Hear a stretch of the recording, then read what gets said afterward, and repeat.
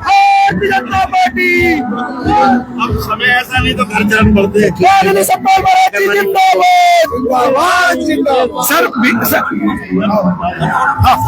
Sir विकास के मुद्दे पर क्या रामनगर में अभी तक रेल नहीं जा रही है देहरादून तक, हरिद्वार तक, वो काम कब शुरू होंगे?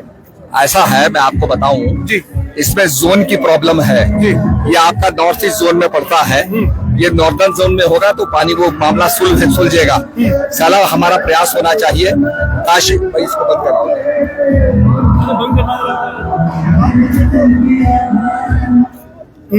जो आपका रामनगर है जी, ये नॉर्थ ईस्ट जोन में पड़ता है, इसको नॉर्दर्न जोन में होना चाहिए। ऐसे काशीपुर भी है और आपका जो है इसमें जो आपका ये है हल्द्वानी स्टेशन और काठगोदाम स्टेशन, ये सब नॉर्थ ईस्ट में पड़ते हैं। तो इसका संचालन जो है इस कारण दिक्कत हो रही है। नॉर्दर्न जोन में चले जाएंगे तो संचालन ठीक हो जाएगा। अच्छा, इसी कारण से वंदे भारत नहीं मिल पा रही है रामनगर को? जो भी प्रॉब्लम है। अच्छा, दूसरी चीज मैं बताऊं आपसे, हम ये चाहते हैं कि यह यात्रा जो है ऋषिकेश से हो और लौटते समय वो जो है रामनगर से लौटे। पुराने जमाने में ऐसा ही होता था। जी जी। तो यहाँ भी लोगों को इससे जो है इकोनॉमी यहाँ अच्छी होगी।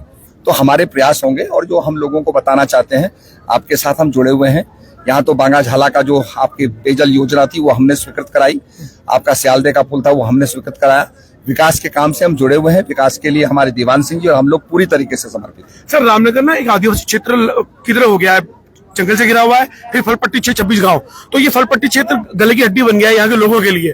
तो वो का शिथिल प्रयास होंगे लोगों के लिए, क्योंकि लोगों को अपने ही पेड़ चोरी से काटने के लिए पैसा भी देना पड़ रहा है और केस भी थोपने पड़ रहे हैं और 143 भी नहीं हो रही है यहाँ पे। चल इसको देख लेंगे, समस्या हमारे पास आएगी, लिखित में आएगी, इस पर गौर करेंगे। मैं सुबोध उनियाल जी से बात करूंगा चुनाव के बाद। सर बस एक सवाल सर, एक सवाल मालूंगा सर, आपने कहा था कि हम उत्तराखंड को बनाएंगे स्विट्जरलैंड, वो अभी तक उस दिशा में आगे नहीं बढ़ पाए, तो हमारे पर्यटन मंत्री कब इस दिशा में आगे बढ़ेंगे ताकि उत्तराखंड जो है ऊंचाई पर पहुंचे? ऐसा है, हम लोगों ने जो है कई सर्किट्स बनाए हैं, जिसमें शाक सर्किट है, वैष्णव सर्किट है, गोलजू सर्किट है, महाशू सर्किट है, कई सर्किट्स हमने बनाए हैं।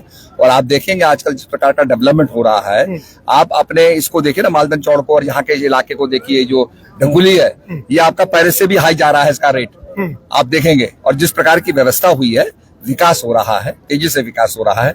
और निश्चित रूप हम चाहते हैं कि जो हमारे होम स्टे हैं ये पहाड़ के अंदर बने और पहाड़ के अंदर आश्रय की व्यवस्था हो, लोगों को रहने की व्यवस्था हो। सर चुनाव संबंधी भी हम बढ़ावा दे रहे हैं। चुनाव संबंधी एक सवाल पूछूंगा, 2 सवाल पूछूंगा सर।